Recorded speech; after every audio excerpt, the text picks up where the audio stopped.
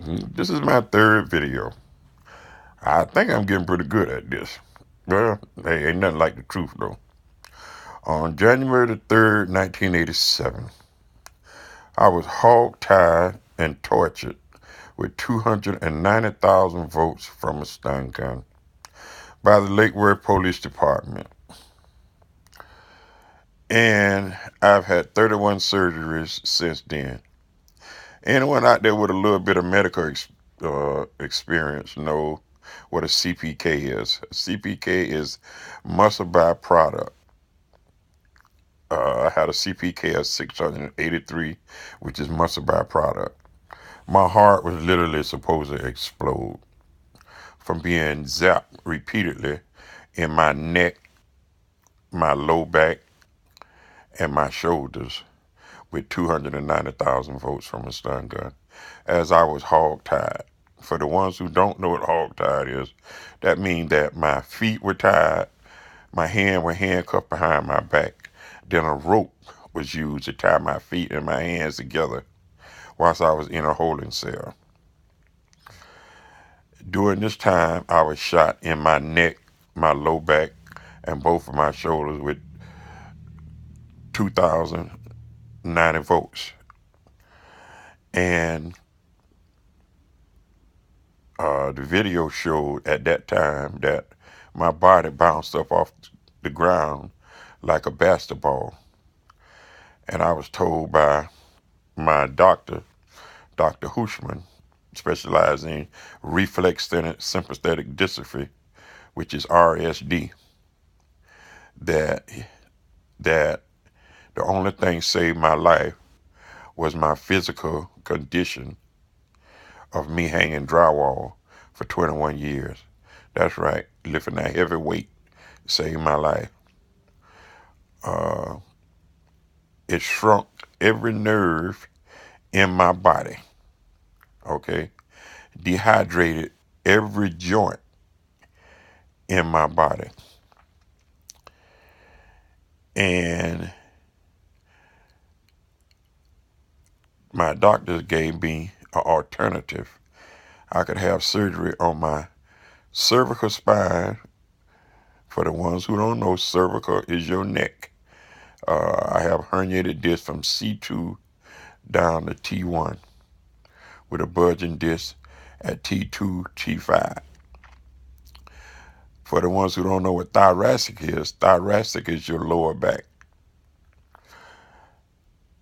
I have a rod at L5S1. So I chose to have the surgery on my lower back so I would be able to use my legs to get from point A to point B instead of my cervical spine, which is my neck, where I needed my arms and my head to function correctly. So anyhow, I wound up having carpal tunnel. For the ones who don't know what carpal tunnel is, that's carpal tunnel. Bilateral, repeated, ulnar nerve. For those who don't know what ulnar nerve is, that's in your elbow. Okay, that's my ulnar nerve surgery. Repeated bilaterally. I needed the ulnar nerve surgery to bend my arms. I needed the carpal tunnel surgery to be able to use my hands. I have the rod in my back at L5S1. I needed that to get from point A to point B. I had to operate on my eyes repeatedly for nerve damage. I had TMJ joint. They had to put the fluid back in several times because all of the fluid had been drained out by this stun gun. Now, I know you are wondering, why would the cops do this to me? Hey, so was I for several years.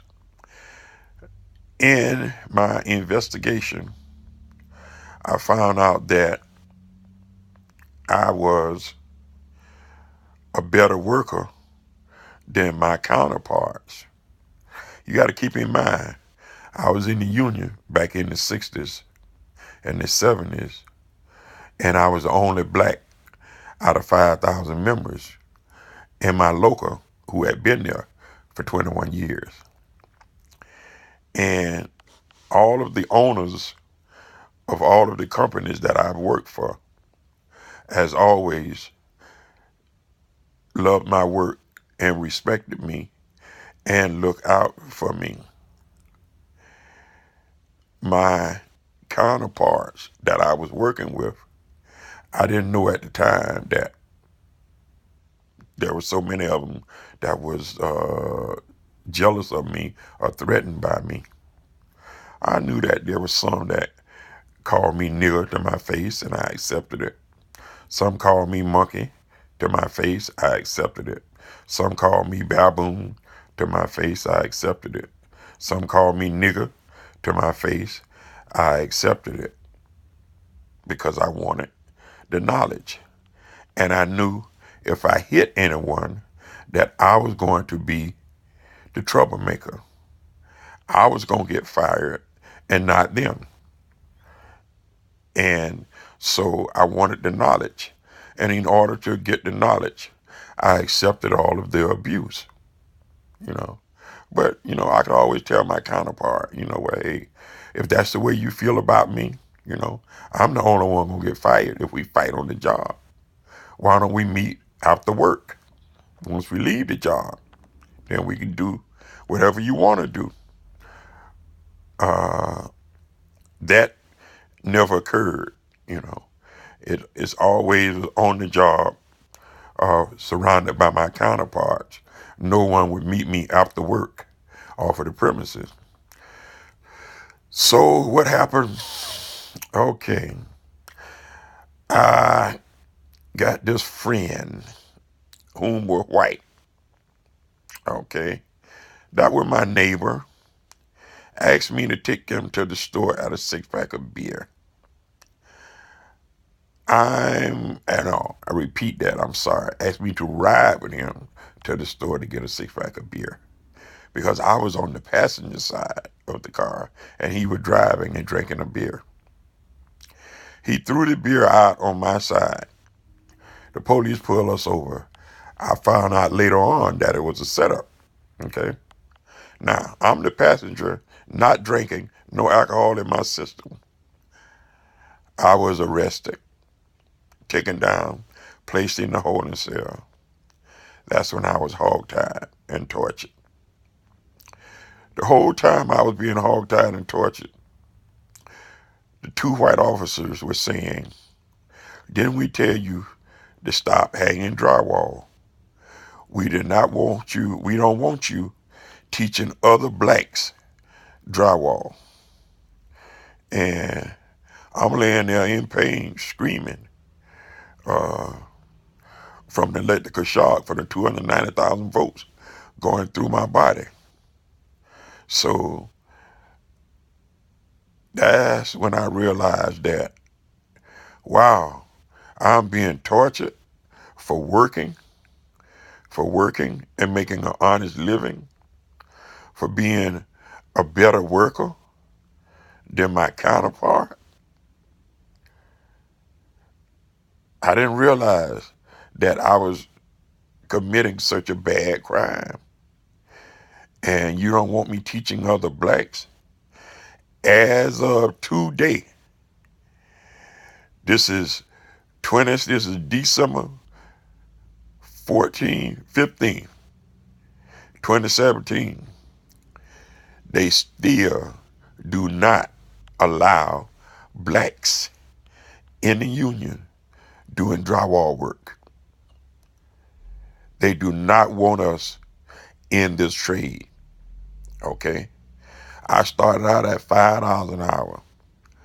I worked from $5 an hour up to $15 an hour, learning my trade over the years. After being hogtied and tortured and forced out, I started subcontracting for myself. Folks, you're not going to believe this. There's so much money in drywall, is pathetic. Young men out there that don't think there's an opportunity, there's something that you can make money at, I'm here to tell you point blank, drywall is the key. Okay? I was a C and D student. C and D. I have no shame about saying that. But I was making $2,500 a day hanging drywall, doing a house a day. Oh yeah, went in at 7 o'clock in the morning. Didn't leave at 9, 10 o'clock that night. But that house was finished. And I had two guys working for me. And it cost me $400 a day for two men. So that showed me to make $2,100 a day. Oh yeah, I paid my taxes. Of course. Most definitely. Yeah. Always paid my taxes. Always paid my taxes. But with a high school diploma, I was making $2,500 a day. The only reason they hogtied me and tortured me is because they didn't want other blacks into that trade. Because they figure if young blacks who are out there selling drugs realized they didn't have to sell drugs, there was a trade that they could still make the same kind of money that a drug dealer makes on a legitimate job. That was a threat. You got black doctors, you got black lawyers, you got black professionals, you got black professors. So you mean to tell me because they are college material, they're the only one deserve to live a good life?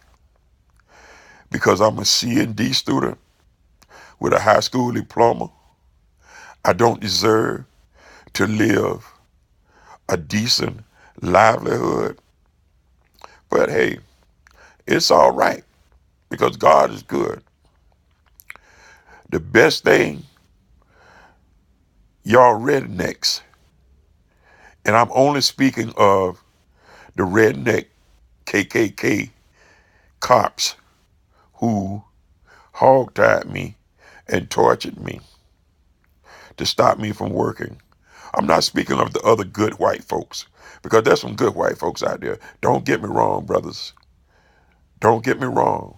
There's some good white folks out there because they helped me. And I'm telling you point blank. But I'm speaking of the redneck, undercover KKK Klansmen that's in society, that's on our police forces, that's in our courthouses, that's just living next door to you.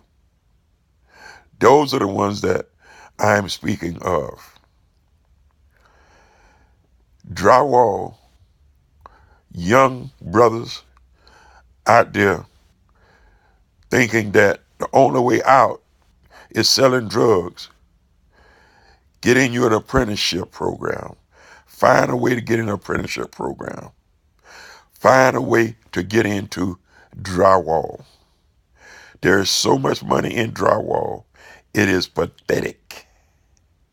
It is pathetic.